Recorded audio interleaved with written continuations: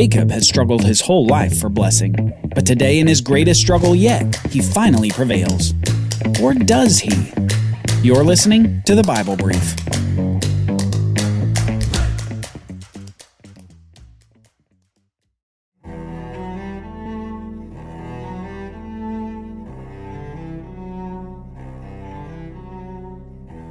Sometimes we get the idea that God's plans can be thwarted. We think that if we make a misstep or get on God's wrong side in some way, that His plans for us may fail or fall through. But when we think in this way, we think of God in too small of terms. While we humans certainly have free will, we can forget that God has free will too, and He's better at it than we are. He not only has free will to do whatever He wants, but He uses it with perfect righteousness. God can use even our worst decisions, our worst moments, and use them to achieve His good plans and ends. He's not limited to using only righteous people or the best among us. He uses our good moments and our bad moments to accomplish His purposes in each of our lives. Our unrighteousness, though not His desired behavior for us, can't thwart God's righteous plans. Jacob is a great example of this phenomenon, where God uses the free will of a man, both good and bad, to accomplish His plan. God's plan was expressed when Jacob and Esau were still in the womb of their mother. And in that plan, God chose the younger of the two brothers. He had said the older will serve the younger. As readers, knowing what God has said, it can be odd for us to read about the deal-making and deceit of Jacob. Many of his actions are morally questionable at best. After all, dressing up like your older brother to trick your blind father is hardly honest behavior. And yet God appears to be using even these actions to accomplish the plan which He had already expressed. He's not limited to using only perfect people. He can use every single person for His ultimate purposes. And this leads to a principle that we can remember as we think about God. God accomplishes His promises in and through the free choices of humans, and no free choice that we make can get in the way of God. As we continue to look at the life of Jacob, we discover this in real time through the struggles in his life. Through Jacob's deal-making with Esau, he gained the birthright. Through Jacob's deceit of Isaac, he gained the blessing of his father. Through an unhealthy competition between sisters, Jacob gained offspring. And as we'll see, through a wrestling match with God, Jacob will gain a blessing that had already been promised to him.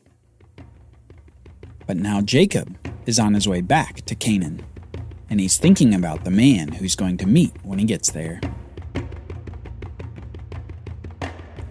Rage.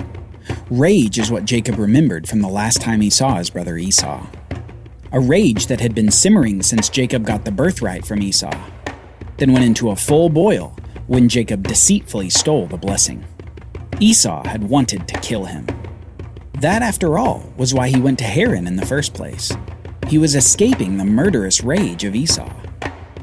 But now, on his journey back to the land, he was going to see his brother again. After over 20 years, seemingly a lifetime ago, Jacob will discover if that rage is still boiling. And Jacob fears that it is. Let's read what Jacob does as he approaches his homeland.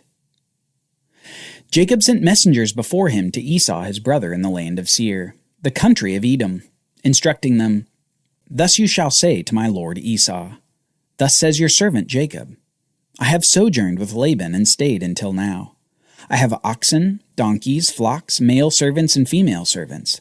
I have sent to tell my lord, in order that I may find favor in your sight."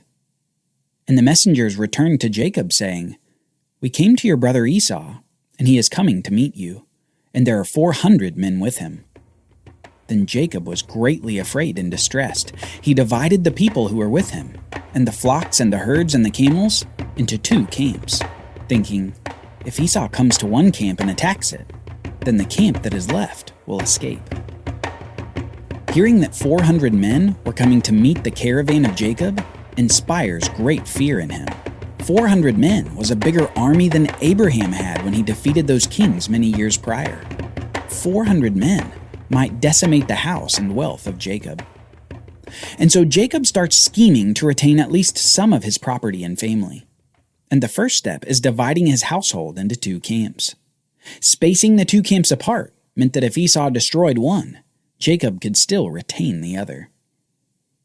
However, after this initial strategic step, Jacob prays, which is perhaps a clue as to Jacob's state of mind. Up to this point, we don't have any other significant proactive praying on Jacob's part. His interactions with God are largely responses to God, instead of requests directed to God. Jacob is in distress, and his distress leads him to a humble prayer. He prays, "O God of my father Abraham and God of my father Isaac, O Lord, who said to me, 'Return to your country and to your kindred, that I may do you good,' I am not worthy of the least of all the deeds of steadfast love and all the faithfulness that you have shown to your servant. For with only my staff I crossed this Jordan, and now I have become 2 camps. Please deliver me from the hand of my brother, from the hand of Esau, for I fear him, that he may come and attack me, the mothers with the children. But you said, I will surely do you good, and make your offspring as the sand of the sea, which cannot be numbered for multitude." In his prayer, Jacob appeals to God and God's promises as he pleads for protection from his brother. Jacob's fear has led him to a place of dependence upon God. Let's keep reading. So from what he had with him, he took a present for his brother Esau, 200 female goats and 20 male goats, 200 ewes and 20 rams, 30 milking camels and their calves, 40 cows, 10 bulls, 20 female donkeys, and 10 male donkeys. These he handed over to his servants, every drove by itself, and said to his servants, "Pass on ahead of me and put a space between drove and drove." He instructed the first, "When Esau my brother meets you and asks, 'To whom do you belong? Where are you going, and whose are these ahead of you?' Then you shall say, 'They belong to your servant Jacob. They are a present sent to my lord Esau, and moreover, he is behind us.'" He likewise instructed the second and the third and all who followed the droves.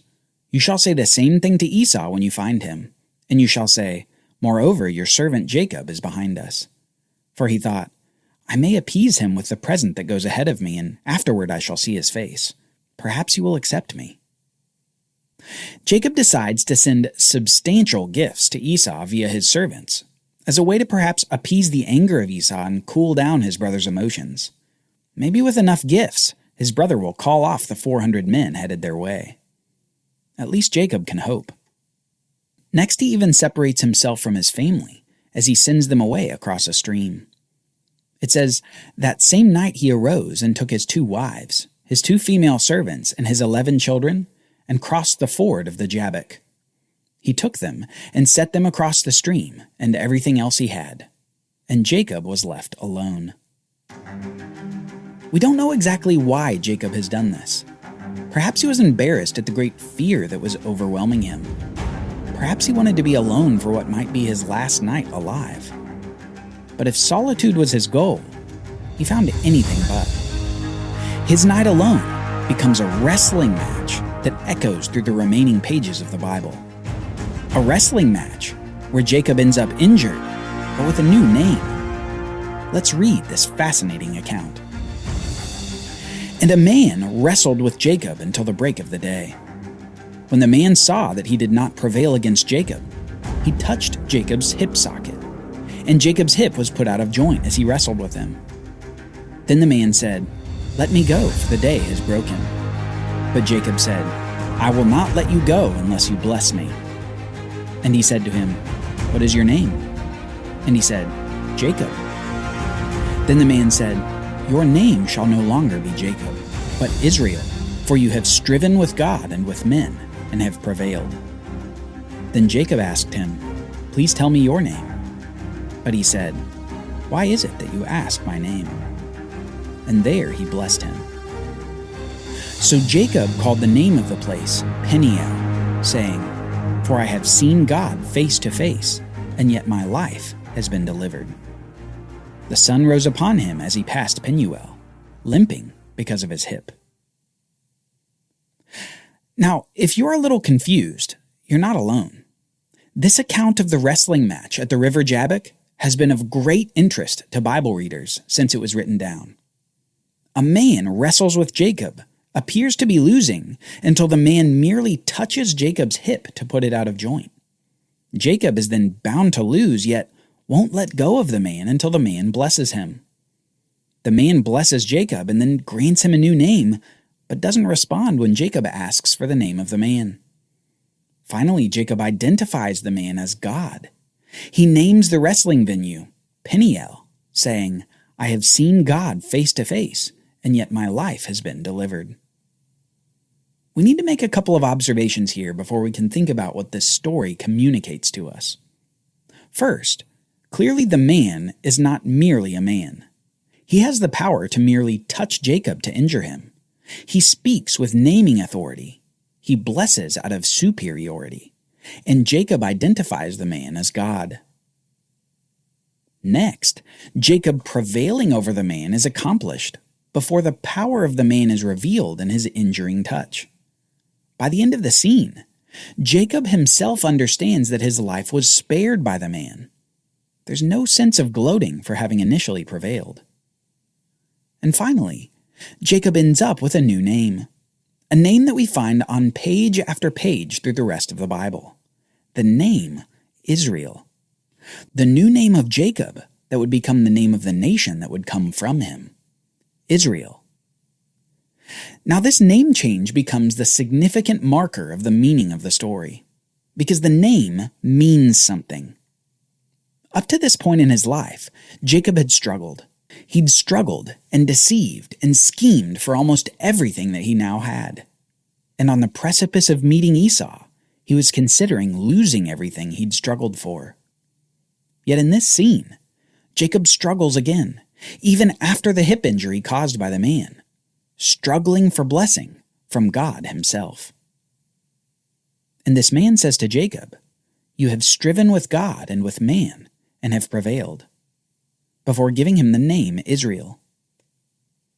Oddly enough, Israel itself has an ambiguous meaning. It can mean strives with God, but it can also mean God strives. It's as if with this name change, God is saying to Jacob, in your struggles for blessing, you've prevailed, but God has struggled with you. In this moment, God gives Jacob a view into the window of his life. God shows Jacob that Jacob wasn't struggling alone, but God had been there alongside, continuing his plan for blessing. Not just blessing Jacob, but blessing the whole world through the seed of Abraham, Isaac, and Jacob. But soon, the sun comes up, and Jacob sees his brother Esau on the horizon, along with 400 able-bodied men. The time had come. Jacob lifted up his eyes and looked, and behold, Esau was coming, and 400 men with him. So he divided the children among Leah and Rachel, and the 2 female servants, and he put the servants with their children in the front, then Leah with her children, and Rachel and Joseph last of all. He himself went on before them, bowing himself to the ground 7 times, until he came near to his brother.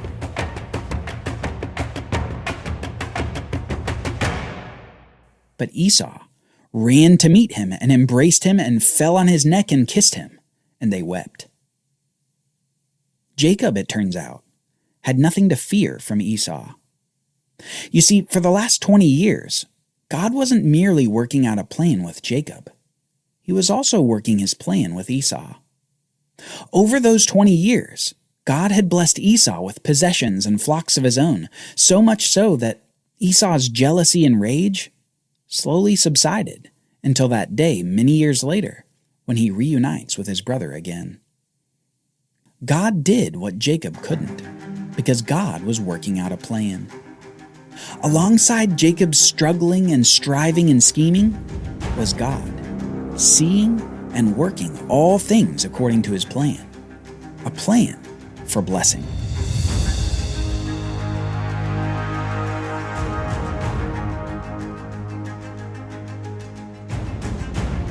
Join us next time as we see trouble brewing among the sons of Jacob.